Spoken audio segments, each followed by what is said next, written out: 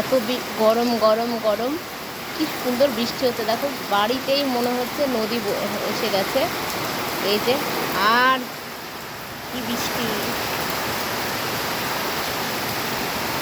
এত অপূর্ব সুন্দর লাগছে বৃষ্টি।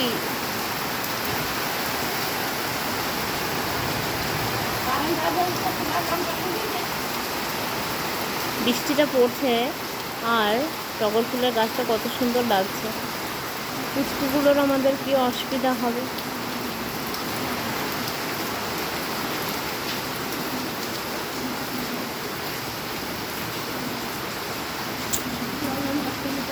বাই,